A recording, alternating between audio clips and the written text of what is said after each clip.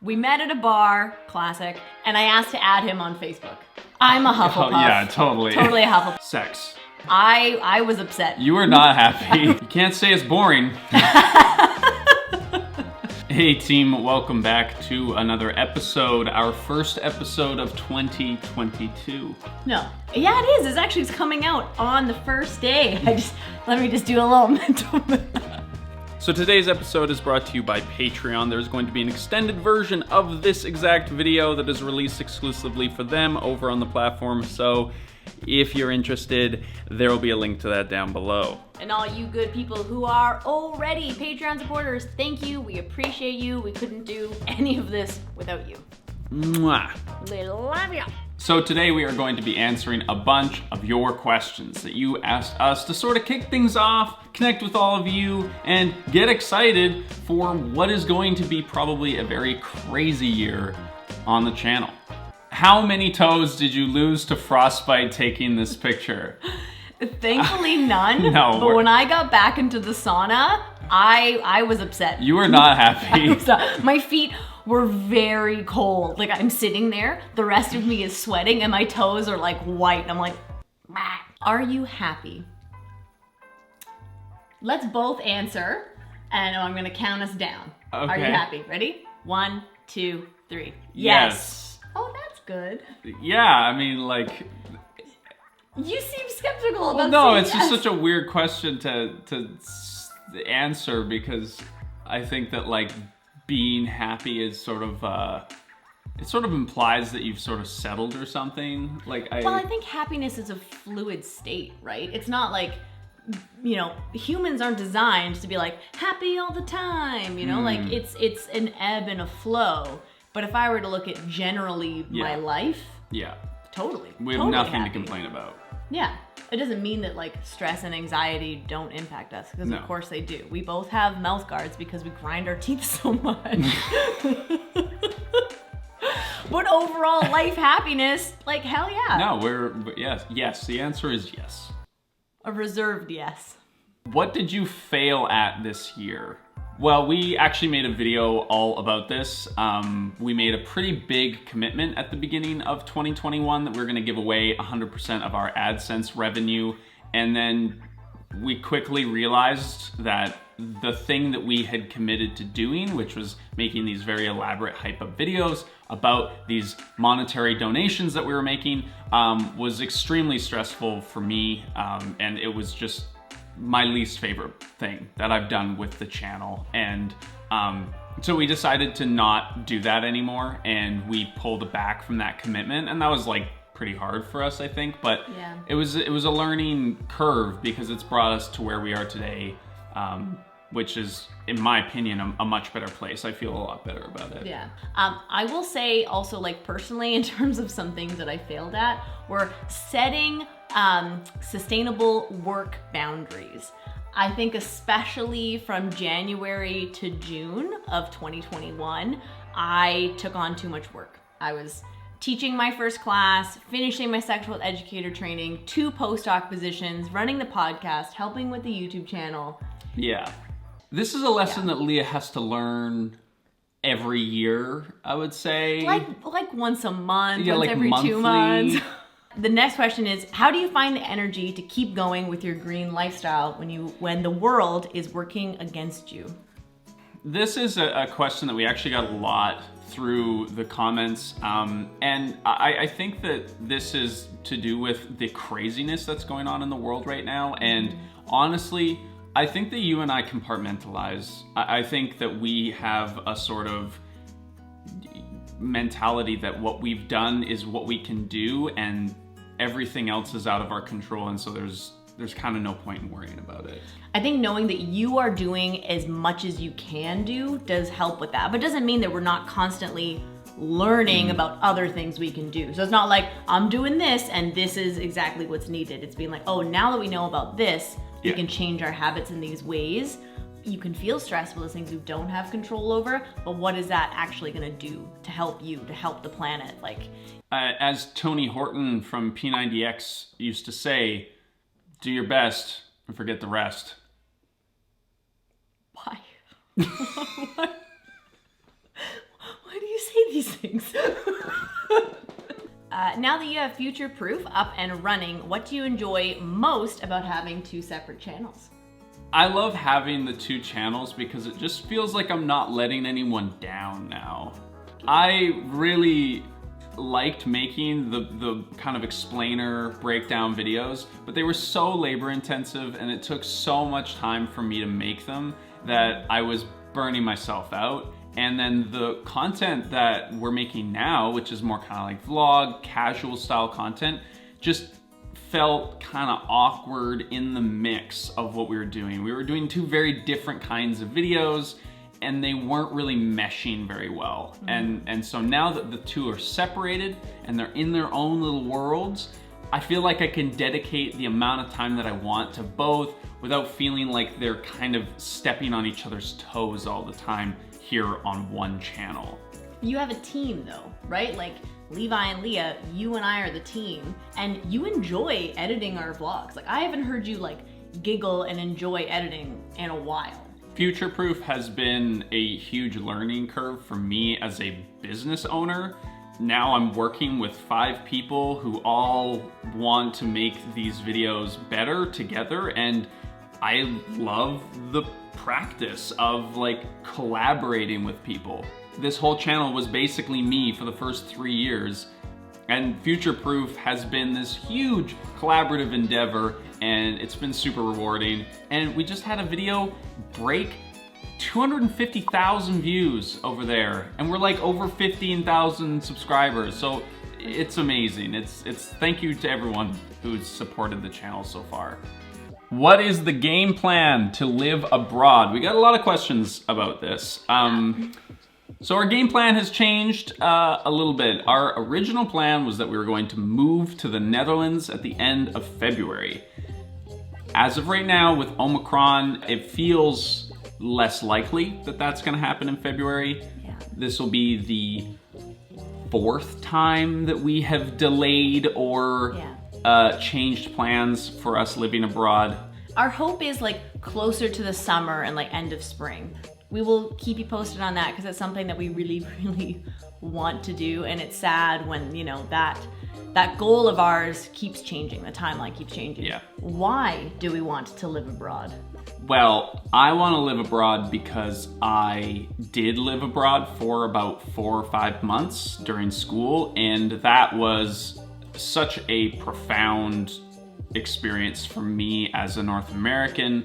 It was a shock to live in a European country, specifically the Netherlands, to see that bikes can be the way that you get around, and countries are not all the size of Canada, and that cultures are deeper and richer in other parts of the world. And so I think just for us as people who, you know, have an online presence and who want to learn about the world and the way things are, going and living in another place is very important for expanding your horizons. And following up on that, what countries do you want to visit? We're flying somewhere for a year so that we can be there and make that our home base, and then travel from that location using more sustainable transportation methods. Plus the trains across a lot of Europe are amazing. Exactly. Do we want to live in the Netherlands, but we really want to go through the south of France together. We want to go through Spain and Italy, which neither of us have been to. Really, we just want to go and eat, friends.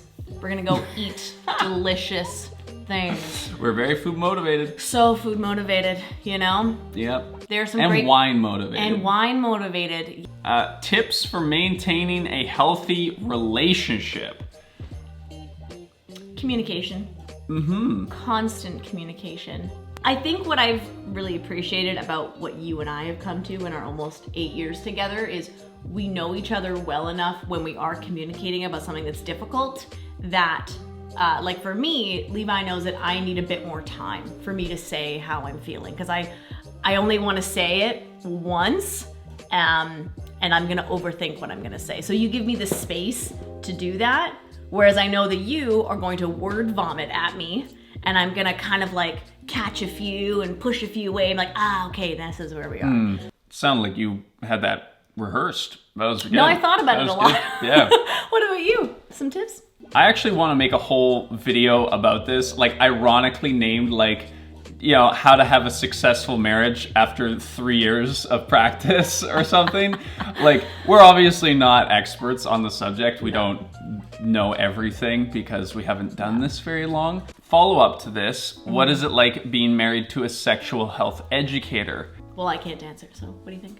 I think being married to a sexual health educator eliminates the possibility of the relationship becoming stagnant, because there's always something evolving or changing or being introduced or modified in some way, because this is your expertise and this is your sort of playground to kind of like experiment and see what works and how that changes for us. And I do think that in some ways it would be easier to just not think about that aspect of our life quite so much, because we are so busy in so many other ways. But I also recognize that our relationship sexually and intimately in every other way is very vibrant and very exciting and very healthy, because we're constantly testing it.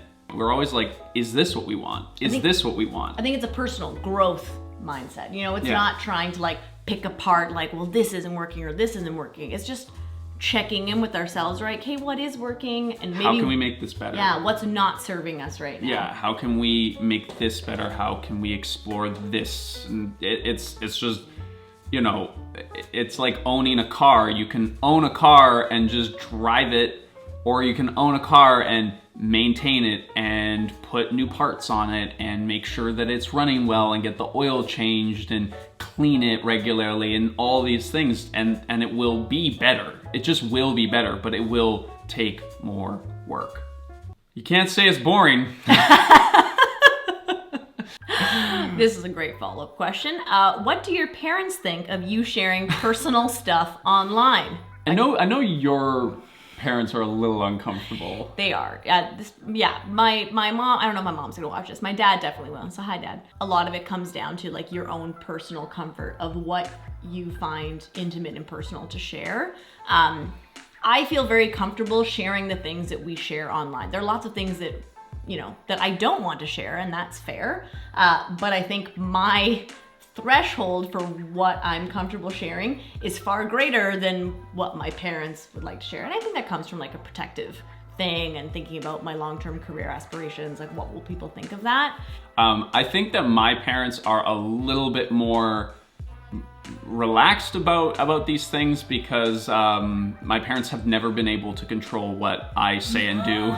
And so they're a little bit more capable of being like, well, it is what it is. It's Levi being Levi. And so far, I haven't died. So, you know. Thank goodness.